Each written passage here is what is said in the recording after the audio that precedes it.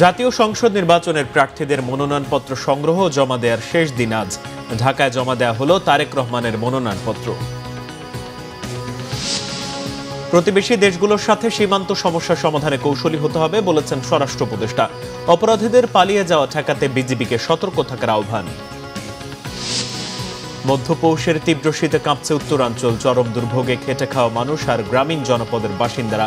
হাসপাতালগুলোতে বাড়ছে শীতজনিত রোগীর সংখ্যা। দেখছিলেন ক্রাউন সিমেন্ট সংবাদ শিরোনাম, এবারে বিস্তারিত। ত্রয়োদশ জাতীয় সংসদ নির্বাচনে প্রার্থীদের মনোনয়নপত্র সংগ্রহ জমা দেওয়ার শেষ দিন আজ। বিকেল 5টা পর্যন্ত নিজ নিজ আসনের রিটার্নিং ও সহকারী রিটার্নিং কর্মকর্তার কাছ থেকে মনোনয়নপত্র সংগ্রহ ও জমা দিতে পারবেন সম্ভাব্য প্রার্থীরা। এদিকে গতকাল পর্যন্ত সারা দেশে সম্ভাব্য প্রার্থীরা ৩,১৪৪টি মনোনয়নপত্র সংগ্রহ করেছেন। এর মধ্যে ১৬৬ জন মনোনয়নপত্র জমা দিয়েছেন। সংশোধিত তফসিল অনুযায়ী রিটার্নিং কর্মকর্তা মনোনয়নপত্র বাছাই করবেন ৩০ ডিসেম্বর থেকে আগামী ৪ জানুয়ারি পর্যন্ত। মনোনয়নপত্র বাছাই রিটার্নিং কর্মকর্তার সিদ্ধান্তের বিরুদ্ধে আপিল দায়েরের তারিখ ৫ জানুয়ারি থেকে ৯ জানুয়ারি। আপিল নিষ্পত্তি ১০ জানুয়ারি থেকে ১৮ জানুয়ারি। প্রার্থিতা প্রত্যাহারের শেষ দিন ২০ জানুয়ারি আর প্রতীক বরাদ্দ ২১ জানুয়ারি। আগামী ১২ ফেব্রুয়ারি বৃহস্পতিবার সকাল ৭:৩০ থেকে বিকেল ৪:৩০ পর্যন্ত বিরতিহীনভাবে ব্যালট পেপারের মাধ্যমে স্বচ্ছ ব্যালট বাক্সে ত্রয়োদশ জাতীয় সংসদ নির্বাচন ও গণভোটের ভোট গ্রহণ অনুষ্ঠিত হবে।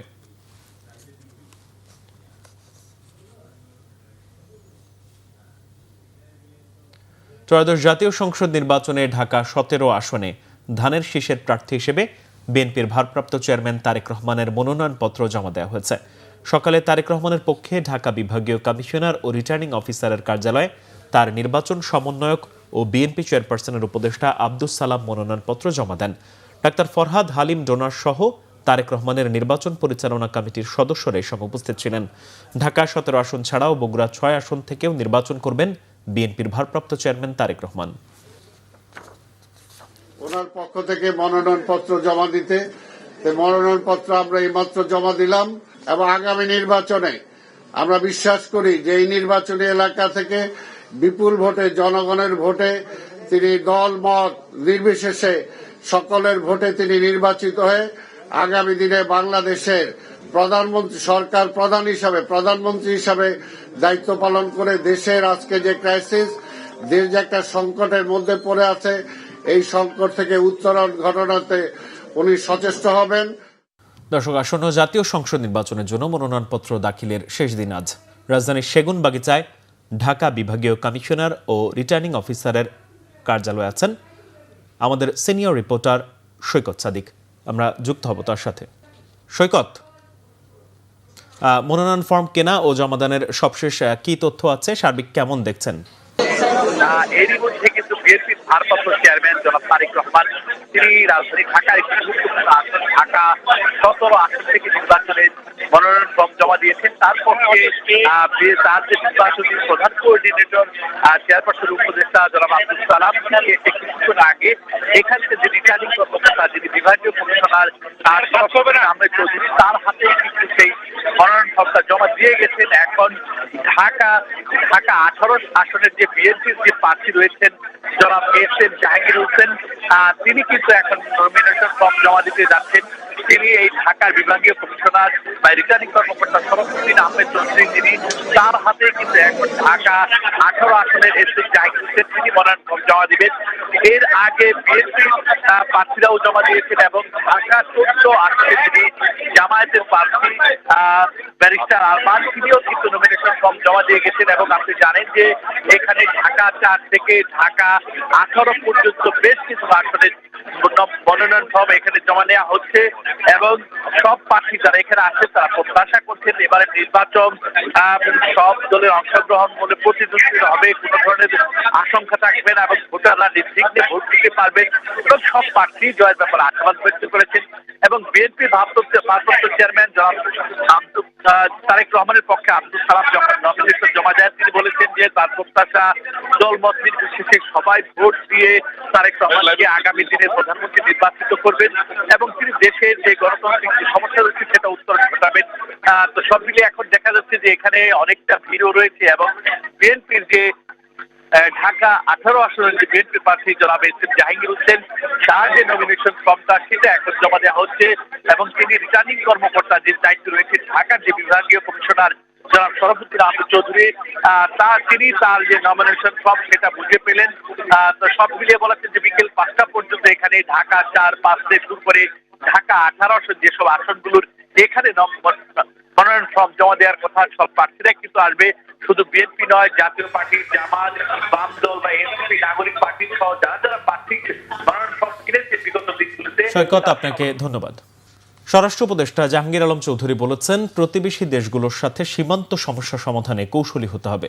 একই সাথে সীমান্ত দিয়ে যেন বাংলাদেশের কোনো অপরাধী বা সন্ত্রাসী পালাতে না পারে সে ব্যাপারে আরও সতর্ক থাকতে হবে।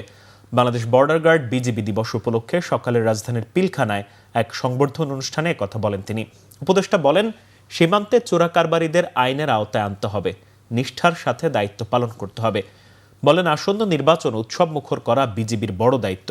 সঠিকভাবে দায়িত্ব পালনের মাধ্যমে বিজিবি একটি গ্রহণযোগ্য নির্বাচন উপহার দিতে পারবে বলে আশা প্রকাশ করেন স্বরাষ্ট্র উপদেষ্টা।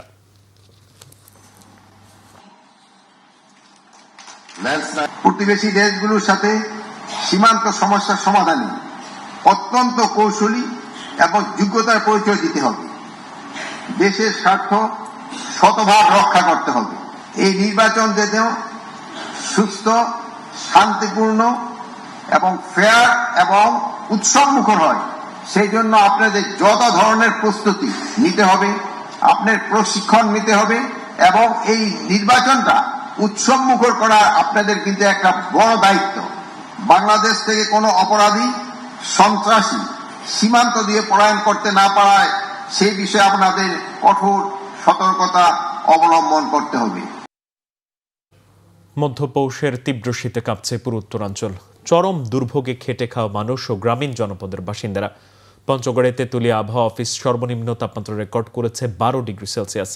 রংপুরে ঘন কুয়াশার চাদরে ঢেকে গেছে পথঘাট, সূর্যের দেখা নেই। গত 6 দিন ধরে হিমশীতল বাতাসে কাবু হয়ে পড়েছে মানুষজন, পশু পাখি।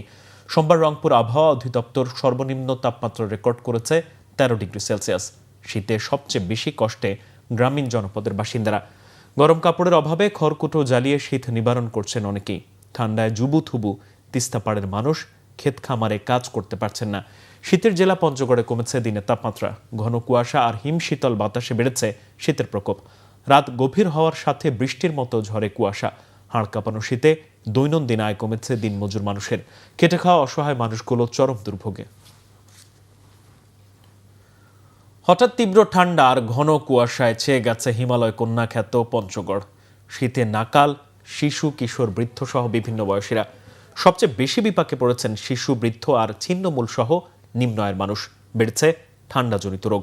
পঞ্চগড় প্রতিনিধি মোশাররফ হোসেনের তথ্য ছবিতে ডেস্ক রিপোর্ট। হঠাৎ উত্তরের হিমেল বাতাসে পঞ্চগড়ে জেঁকে বসেছে তীব্র শীত। দিনের বেলায় সূর্যের দেখা মিললেও রাতভর বৃষ্টির মতো ঝরছে কুয়াশা। এতে চরম বিপাকে পড়েছেন খেটে খাওয়া সাধারণ মানুষ। কমেছে আয় রোজগার। নামাজ পড়ে বাইরে আসে, এই আগুন তাপতেছি, ঠান্ডা মানতেছে না। সরকার থেকে কোনো তো কম্বল টম্বল আমরা পাচ্ছি না। আমরা কীভাবে চলবো? দিন থেকে খুবই ঠান্ডা, কুয়াশা। ঠান্ডার জন্য মানুষ রিক্সা চলে না, ভাড়াটা খুব কম, ইনকাম আমাদের একটু কমে গেছে। আমরা ক্ষুধার্ত মানুষ, আমাদের কোনো রোজগার নাই, আমাকে কে দিবে? এখন আমরা খুব অসহায়। সরকার কর্তৃক জনগণের জন্য, গরিবদের জন্য, ছিন্নমূলে যারা থাকে তাদের জন্য অতি সত্ত্বর ব্যবস্থা নেওয়া খুব উচিত। এদিকে হাসপাতালগুলোতে দিন দিন বাড়তে শুরু করেছে শীতজনিত রোগীর সংখ্যা। বিশেষ করে ডায়রিয়া, নিউমোনিয়া, শ্বাসকষ্ট নিয়ে ভর্তি হচ্ছেন অনেকেই। তবে বেশি আক্রান্ত হচ্ছে শিশুরা। শীতে শিশু ও বয়স্কদের ক্ষেত্রে বিশেষ যত্ন নেওয়ার পরামর্শ দিচ্ছেন চিকিৎসকরা। শীত বৃদ্ধির সাথে সাথে আমাদের শীতজনিত রোগও বৃদ্ধি পাচ্ছে, বিশেষ করে বাচ্চাদের ডায়রিয়া এবং নিউমোনিয়া রোগ। আমাদের হসপিটালে বেড সংকুলানের চেয়েও বেশি রোগী অবস্থান করতেছে। আমাদের রোগীদেরকে ফ্লোরে এবং বারান্দায় রাখতে আমরা বাধ্য হচ্ছি। ওষুধ সরবরাহ যথেষ্ট আছে। আমরা রোগীদের চিকিৎসা দেওয়ার পরে কিছু উপদেশ সহকারে বাড়িতে পাঠিয়ে দিচ্ছি। গত 7 দিন ধরে জেলায় সর্বনিম্ন তাপমাত্রা 10 থেকে 11 ডিগ্রি সেলসিয়াসের মধ্যে ওঠানামা করছে। জেলা প্রশাসনের পক্ষ থেকে কম্বল বিতরণের উদ্যোগ নেওয়া হলেও চাহিদার তুলনায় তা অনেক কম।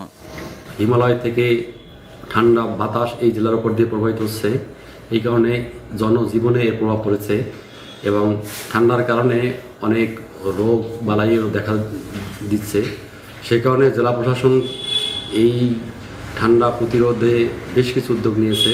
সেই উদ্যোগের মধ্যে রয়েছে দুর্যোগ ব্যবস্থাপনা অধিদপ্তর থেকে আমরা 30 লাখ টাকা পেয়েছিলাম, নগদ টাকা, এবং সেই টাকা দিয়ে 8,640 পিস আমরা কম্বল কিনেছি। 65,000 মানুষের জন্য শীতবস্ত্র বা গরম কম্বল দেওয়ার জন্য আমরা অনুরোধ জানিয়ে পত্র লিখেছি। আশা করছি সেখান থেকে আমরা পাবো। Bangla vision news desk. এই ছিল এখনকার মতো। পরের সংবাদ বেলা 2টায়। এর আগে একটা রয়েছে নিউজ টপ 10 দেখার আমন্ত্রণ রইল। এছাড়া বাংলা ভিশন সংবাদ ও সংবাদ সংশ্লিষ্ট অনুষ্ঠান থেকে ভিজিট করুন www.btnews24.com, facebook.com/বাংলাভিশননিউজে এবং সাবস্ক্রাইব করুন youtube.com/বাংলাভিশননিউজ।